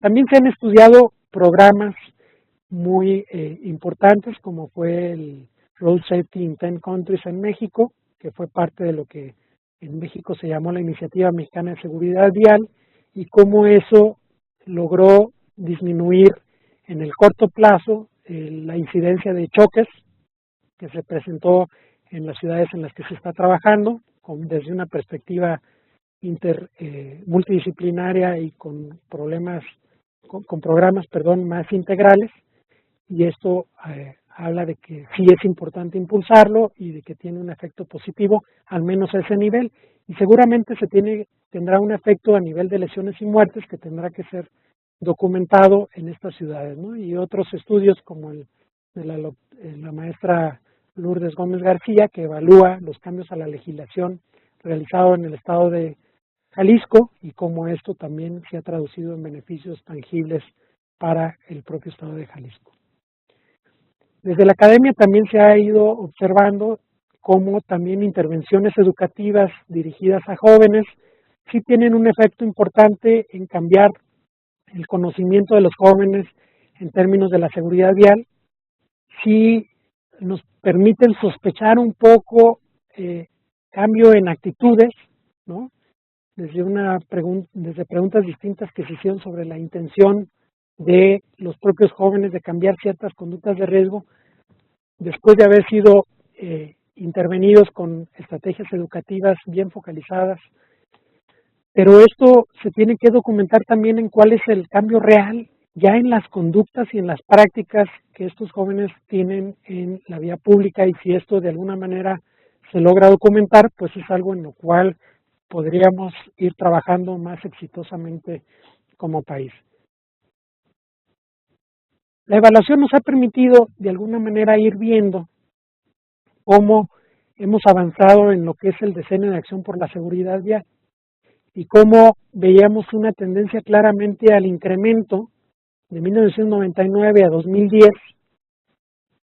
y cómo esta proyección que se hacía sin establecer acciones muy concretas en el marco del Decenio de Acción, pese a que en México la Iniciativa Mexicana de Seguridad Vial inició en 2008, 2009 ya más fuertemente, podemos ir viendo cómo como país hemos ido logrando, si bien no disminuir las muertes de forma exitosa, este es el número total de muertes, sí hemos disminuido la tasa de mortalidad a límites menores de lo observado en los últimos 25 años y hemos logrado estabilizar el número de muertes. Y esto ya por sí era uno de los principales objetivos del Decenio de Acción por la Seguridad Vial, estabilizar y luego reducir, esto pensando en que después de haberla estabilizado logremos exitosamente disminuirla. Entonces no hemos llegado a lo que esperábamos con el programa, de disminuir al 50% la mortalidad proyectada a 2020, pero tampoco vamos como se había proyectado si no hubiéramos ido trabajando. De tal suerte que hemos podido estimar en un trabajo de la doctora Marta Híjar y un servidor, cómo a 2016 hemos potencialmente prevenido un total de 14.229 muertes en el contexto del Decenio de Acción por la Seguridad Vial. ¿Y atribuido a qué específicamente? Y aquí tenemos el primer problema en cuanto a la clasificación de las defunciones. El 40% no sabemos cuál fue el tipo de usuario vial específico que murió, y eso es algo que tendremos que ir mejorando, pero tomando en consideración el 60%, podemos ver en las líneas naranjas cómo hemos ido disminuyendo claramente las defunciones en los ocupantes de vehículos de motor, automotores diría yo, y cómo las muertes en motociclistas han ido incrementando por arriba de lo que esperábamos, incluso sin haber trabajado en el Decenio de Acción por la Seguridad Vial. Esto quiere decir que tenemos que ir replanteando cuál es la estrategia como país, y así lo hemos hecho, en términos de cuáles son los grupos de la vía pública en los que debemos de trabajar de forma más exitosa. ¿Cómo se hace la implementación? Bueno, hay ordenamientos ordenamientos internacionales claramente sustentados en evidencia, como es el Plan Mundial para el Decenio de Acción, a partir del cual se construyó en el país la Estrategia Nacional de Seguridad Vial, que fue publicada en el Diario Oficial de la Federación en un hecho paradigmático, diría yo, en el que 2 secretarías de Estado, la de Salud y la de Comunicaciones y Transportes, se sentaron y fijar metas claras de largo plazo y actividades muy puntuales, todo adherido a este plan mundial.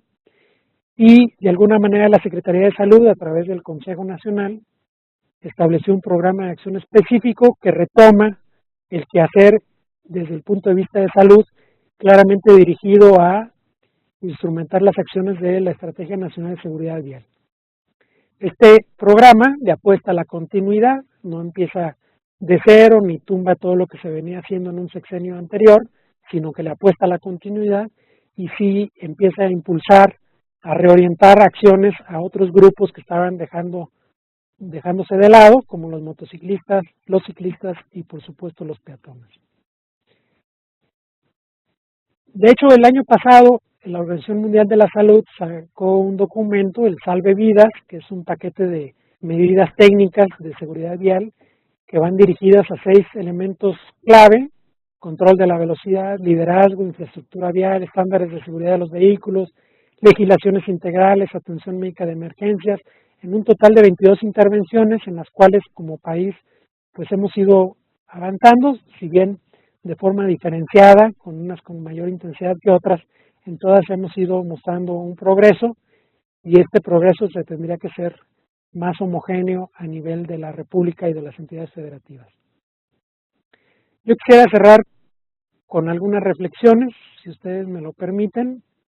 En términos de la primera reflexión, yo creo que tendríamos ya, existen los elementos suficientes para ir desmitificando la prevención de lesiones causadas por el tránsito, ¿no? Es un mito que no se puedan prevenir, es un mito que sigan siendo consideradas como accidentes, ¿no? Hay un tema legal de fondo, pero la connotación que tiene en el uso de ese concepto en la población es algo que tendríamos que ir cambiando en el quehacer de las instituciones o de los actores involucrados en la respuesta social a este fenómeno. Y esto de que se pueden prevenir, pues se sustenta en la información que tenemos ya disponible. Sabemos dónde ocurren, sabemos hasta en qué horario se presentan con mayor frecuencia, a quiénes afectan más, a los hombres, jóvenes, ¿no? A los peatones, que es el usuario vial que se afecta más en México, seguido de los ocupantes de vehículos automotores y los motociclistas. Sabemos cómo ha ido evolucionando esto en el tiempo. Sabemos también que incrementa el riesgo de las personas por chocar, lesionarse o morir. Y también cuál es la exposición a factores de riesgo y protectores en el país en particular. Y sabemos también qué estrategias son efectivas para disminuir exitosamente las tasas de mortalidad y lesiones no fatales a nivel poblacional.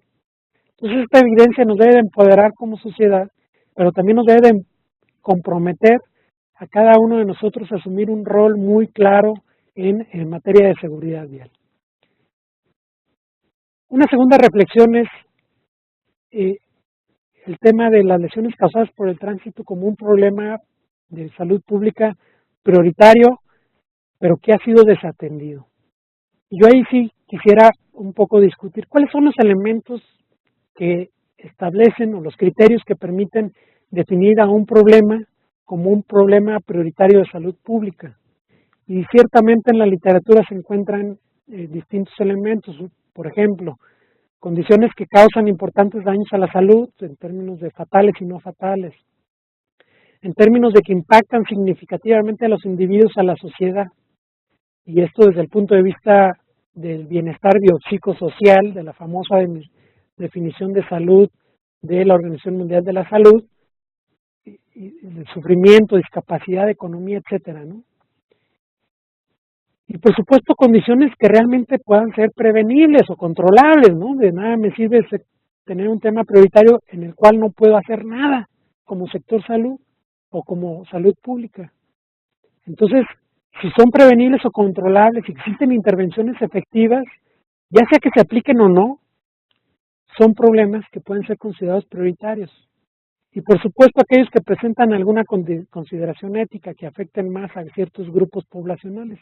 Sabemos que el riesgo de morir de un peatón en un evento de tránsito es mayor que de un ocupante de vehículo automotor. Sabemos que el desconocimiento de las, digamos, señalamientos de la infraestructura vial impide que un peatón tome una decisión correcta, y esto está relacionado con el sistema, con el nivel socioeconómico de las personas. Entonces, hay consideraciones éticas que se deben de hacer y que están presentes en las lesiones causadas por el tránsito. Y sin embargo, la reflexión que tendríamos que hacer como sociedad es si estamos destinando los recursos en términos de investigación, en términos de presupuesto federal para salud, o presupuesto federal para la seguridad vial, recursos humanos, materiales y económicos destinados a promover la seguridad vial y prevenir las lesiones causadas por el tránsito. Claramente siento que ahí estamos fallando como sociedad y que es tanto como decir que nuestra prioridad va encaminada a otros temas que podríamos discutir hasta cierto punto qué tan prioritarios son sobre el tema de la seguridad vial y las lesiones causadas por el tránsito. Y finalmente, yo quisiera concluir en términos de que el abordaje de la salud pública realmente permite analizar un problema, en particular el problema de la inseguridad vial, e identificar alternativas de solución a través de un enfoque que sea sistémico, integral, que incluye, por supuesto, el trabajo, que supone el trabajo interinstitucional y multidisciplinario, pero coordinado. Y ahí en la coordinación y en que se basen las acciones en evidencia, esto supone bastantes retos y desafíos importantes en los cuales tendríamos que ir trabajando de forma más exitosa cada vez más como país. Y claramente el tema de que salud esté trabajando en un tema que sea considerado por otros sectores como de ellos, ¿no? Como transportes, como policías, es algo que tendríamos que ir rompiendo esas barreras de comunicación y cada vez más dejar claro que somos un actor más importante que tiene algo y mucho que aportar en términos de promover la seguridad vial en México. Y yo con esto les agradezco mucho su atención y de aquí les pongo mis datos de contacto por si eventualmente consideran oportuno realizar cualquier contacto. Y con esto pues dejamos abierto el espacio a su mejor consideración, comentarios, preguntas y demás, y en lo poquito que podamos ir aportando desde nuestra propia perspectiva. Muchas gracias. Muchas gracias, doctor. Efectivamente, entonces tenemos unos minutos para sus participaciones. No sé si nuestros colegas de Nuevo León tengan una participación por voz. Adelante. Sí, buenas tardes. Antes que nada, pues felicitar a todo el equipo del Instituto Nacional de Salud Pública por todo este amplio trabajo que han ido desarrollando desde hace años. La verdad que en este sentido, pues México yo creo que se ubica pues en un buen nivel en cuanto a información, en cuanto a trabajo de investigación, la verdad. Y bueno, pues felicitarlos, ¿verdad?, por esta ponencia tan completa que nos han brindado el día de hoy. Y bueno, solamente me gustaría preguntar si se sabe qué está haciendo México ya para unificar la información de estos diferentes actores. Como mencionaba usted en su ponencia al principio, este es el principal problema que tenemos, ¿verdad?, que no tenemos unificadas bases de datos. O sea, cada sector, los CEMEFOS emiten información, tránsito, por ejemplo, emite otra información. Entonces, ¿qué está haciendo México para lograr unificar estos datos? Muchísimas gracias. Realmente el secretario técnico del Consejo Nacional para la Prevención de Accidentes, como traté de explicar de forma muy tangencial, porque no era algo como directamente presentar el trabajo del secretariado técnico de lo que hacemos, pero realmente ha instrumentado distintas acciones.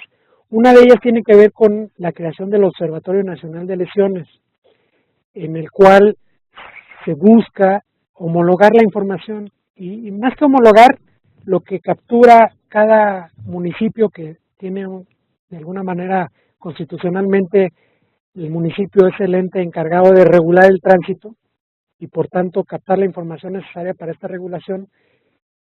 De alguna manera lo que buscamos es incidir en que se recaben aspectos mínimos indispensables en toda la República del país. Y se ha creado, como parte de este Observatorio Nacional de Lesiones, lo que es el RAPMEX, el Registro de Accidentes Viales en México, que busca que a través de los consejos estatales de prevención de accidentes se formen observatorios estatales de lesiones, en los cuales se vaya compilando la información de las distintas policías de tránsito municipal, policías estatales cuando así lo hay en las distintas entidades, y de las policías federales. Se recabe esta información, se recabe también lo que es la información de exposición a distintos factores de riesgo, todo lo que presentaba ahí de exposición a factores de riesgo y protectores que ha hecho el ST-CONAPRA, se retoma en estos observatorios estatales de lesiones, y conforme a esta evidencia se empiezan a tomar decisiones en el ámbito local sobre qué es importante. Este registro de accidentes viales en México tiene una de sus noblezas, que es georreferenciar el sitio específico donde ocurrió el evento de tránsito. Y esto abre una gama de posibilidades impresionantes de dónde actuar. Tradicionalmente sabíamos que ocurrió un choque en Guadalajara, pues sí, ok, ¿dónde lo ubico, no? Geográficamente, para que yo pueda intervenir. Entonces estamos recabando esta información ya más puntualmente, en donde podemos ir observando eventualmente cuáles son los sitios donde se están concentrando los atropellamientos.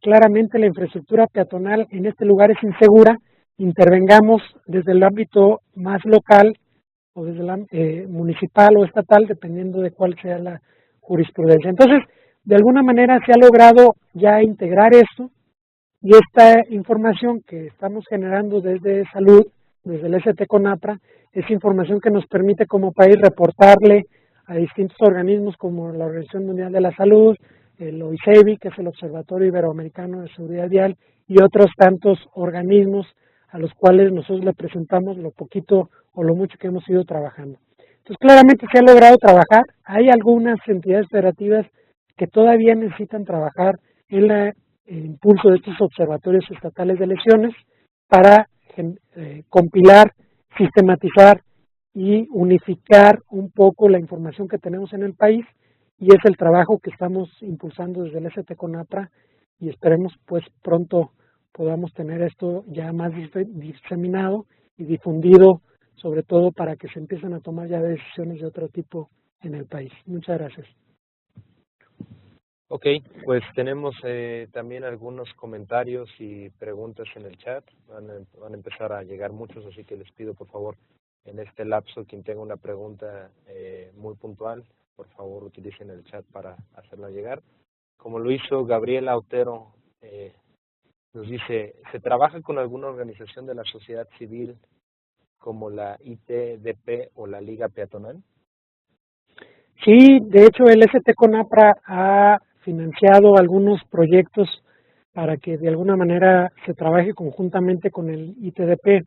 En particular, se ha trabajado en una guía de más ciclistas, más seguros, en donde el tema de la infraestructura vial para ciclistas es un tema importantísimo, entre otras intervenciones que se compilan en este documento y que está disponible en nuestra página web, y con gusto yo lo puedo compartir de forma más expedita. Se ha involucrado también a la Liga Peatonal en darles espacios en que compartan sus experiencias y el trabajo que ellos hacen en distintos foros en donde congregamos a los actores que trabajan en particular en el tema de la seguridad vial en el país.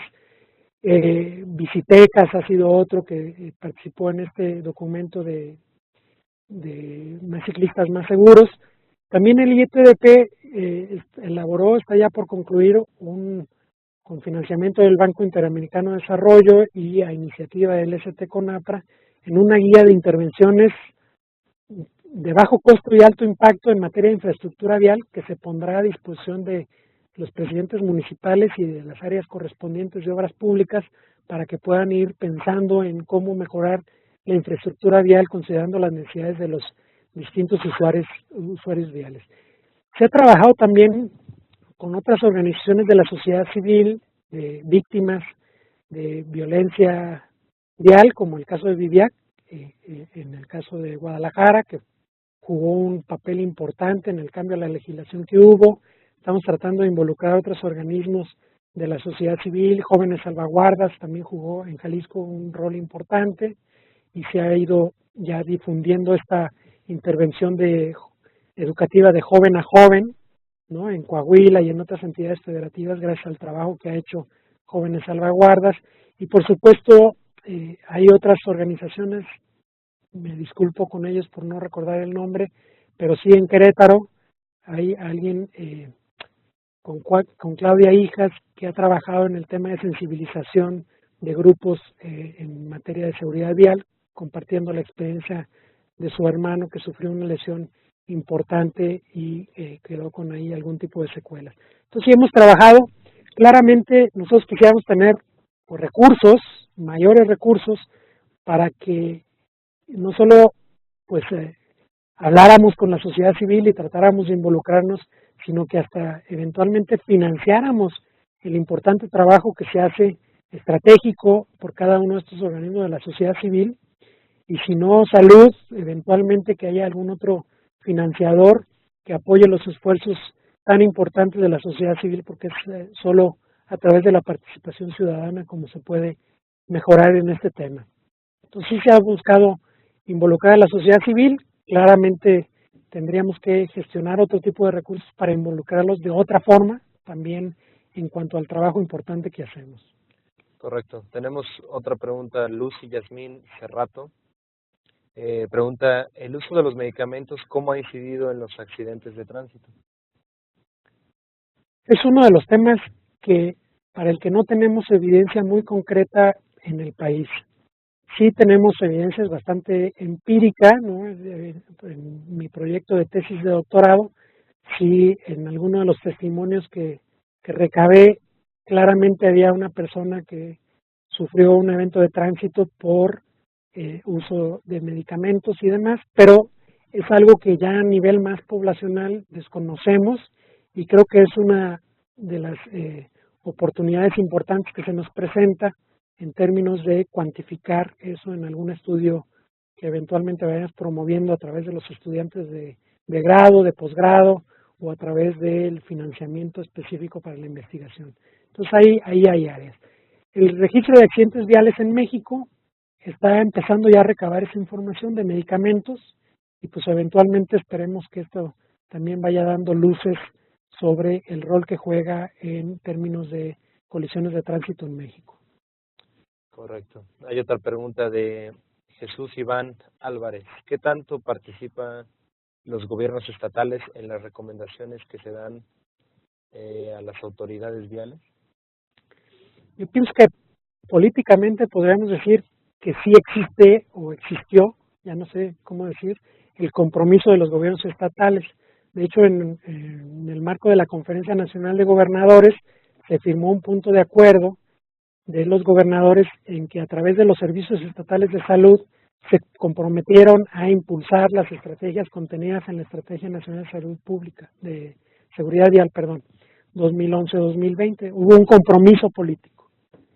Nuevamente el tema es, si estos compromisos no los traduces en recursos financieros, estos compromisos terminan siendo como demagogia, pues un poco. Entonces, ahí claramente es necesario que los gobernadores impulsen más activamente el trabajo que tienen en el ámbito estatal, y para eso nosotros como Secretariado Técnico hemos ofrecido distintas asesorías y hemos informado a todos los gobernadores y a los secretarios de salud sobre el importante rol que tienen, por ejemplo, y nada más por poner un ejemplo simple, en términos de regular efectivamente la seguridad vial desde una ley de seguridad vial o desde un reglamento de seguridad vial.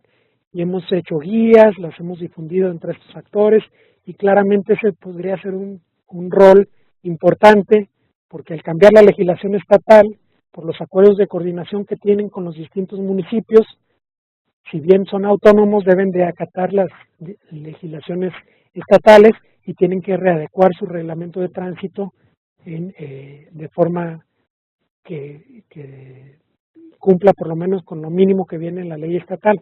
Entonces, sí tienen un rol importante y sin embargo los análisis que hemos hecho del marco legislativo del país, con excepciones muy concretas de Jalisco, de Querétaro, un poco Yucatán y Veracruz y otros que no tengo ahorita muy bien, la inmensa mayoría su marco regulatorio no ha avanzado concretamente en este decenio de acción por la seguridad vial. Guanajuato, perdón, era el otro que sí han ido haciendo mejoras, tomando las mejores prácticas en términos de legislación de la seguridad vial.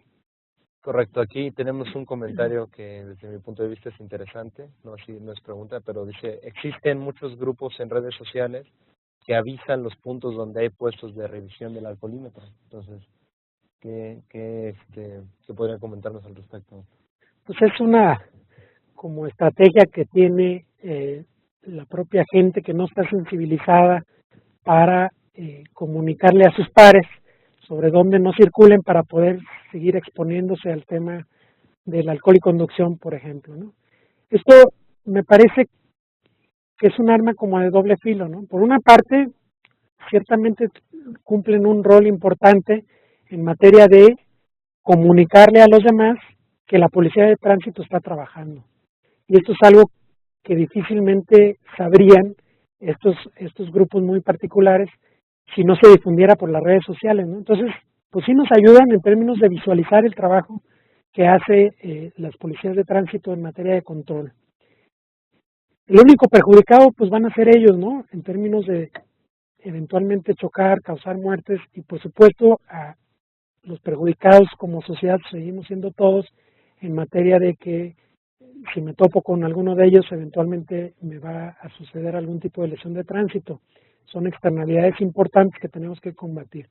Yo creo que ahí hace falta como un poco más de inteligencia, diría yo, inteligencia epidemiológica detrás de este conocimiento. Si yo ya sé que en mi estado, en mi ciudad, están corriéndose la voz de los puntos de control policial, pues yo, como un profesional convencido de la importancia de estos operativos, yo tendría manera de también ir difundiendo estrategias en estas mismas vías y no sé, a lo mejor difundir que se están poniendo operativos en otros lugares donde realmente no se están poniendo, ¿no? Y esta inteligencia permitiría eventualmente ir creando conciencia entre la propia gente. Si yo ya sé cuáles son los grupos que le dan like a este tipo, pues yo ya sé a quién le tendría que enviar información específica para que lo concientice aún más de la importancia de no conducir con alcohol. O sea, eso es lo que hacen ellos en respuesta a una iniciativa, una intervención clara de los gobiernos municipales o estatales. Pero ¿qué estamos haciendo como gobiernos federales, municipales y estatales para responder a esto que claramente es una muestra de, pues como de la inmadurez pues que tenemos cuando vivimos en esas etapas de juventud? Entonces, ¿qué tendríamos que hacer nosotros? Y ahí es donde creo que nos ha fallado mucho en la respuesta que nosotros damos a esa respuesta inadecuada de la propia sociedad. Y ahí es donde podríamos ir también trabajando, involucrándonos. Para tener Twitter, para tener redes sociales, no necesitamos pertenecer al gobierno y podríamos ir influyendo, o los organismos de la sociedad civil, o las propias personas podríamos ir incidiendo en esto de forma también responsable, ¿no? Correcto. Un poco asociado a esto nos comenta la enfermera Silvia Hortensia Ramírez. Muy buena presentación. Sería importante que la mayoría de lo que los presentes opina incluir como materia obligatoria en las escuelas la educación vial. ¿Qué opina de esto? Es un tema importantísimo y creo que ya existe. O sea, ya se incluye, no propiamente como materia, pero sí como algunas de las... se cubre el tema, digamos, en materias como civismo, como... ya se habla de eso. Ahora, el tema siguiente es qué tan efectivos estamos siendo, ¿no? Y ahí creo yo que el hecho de que desde niños podamos recibir una plática del policía federal, del policía estatal, del policía municipal, y de que lo veamos realmente como un actor importante que está buscando mi seguridad vial, más que verlo como el que me va a agredir a través de una multa o a través de un control policial.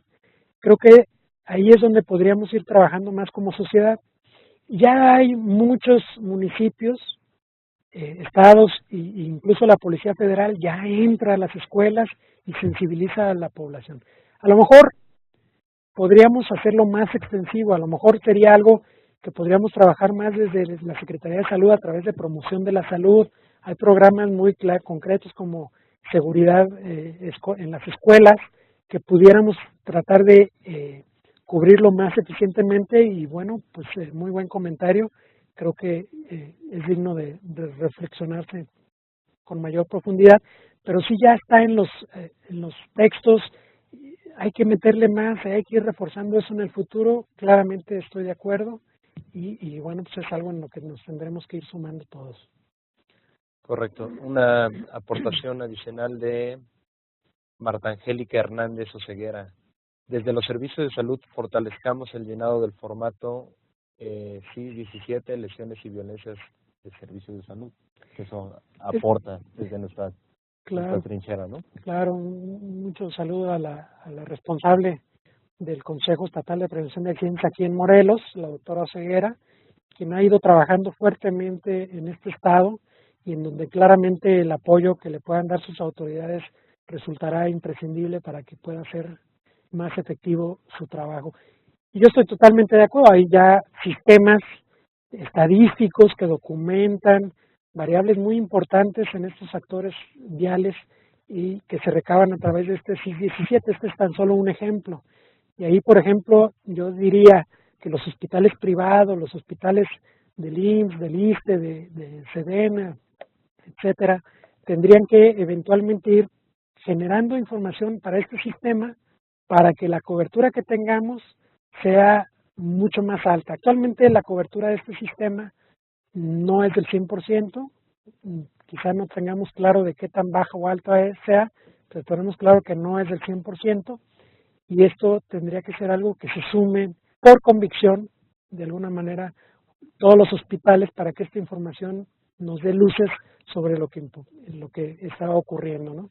Aquí se recaba si usa el cinturón de seguridad, si se utiliza el casco en distintos usuarios, y esto es algo importante que ya nos podría ir avanzando. Incluso lo que ya se genera ya nos permite ir conociendo un poco mejor el problema, y esto es algo de lo que se compila a través del Observatorio Nacional de Lesiones y se difunde a través de los perfiles estatales y el perfil nacional de la seguridad vial. Entonces, muchas gracias y estamos pues trabajando para que esto vaya incrementando poco a poco. Correcto, pues muchas gracias, doctor, nuevamente por su participación. Un par de aclaraciones a los compañeros que están conectados en la sesión Webex respecto a las constancias. Los que están de forma individual así se las harán llegar, y los que están en grupos tendrán que mandarle la información a mi colega Reina. Ellos ya la conocen y estarán en contacto por correo electrónico, y también les informará sobre el espacio en línea en donde pueden tener acceso a la grabación de esta videoconferencia, las previas y las que vienen. Y hablando de las que vienen, para que lo anoten, el próximo 8 de mayo tenemos la videoconferencia titulada Sistemas de Información y Vigilancia de las lesiones causadas por tránsito, con la doctora Marta Híjar Medina. Entonces, pues, sin más, nuevamente les agradecemos. Gracias, doctor, por su presencia, y que tengan muy buena tarde todos. Muchas gracias a todos. Gracias.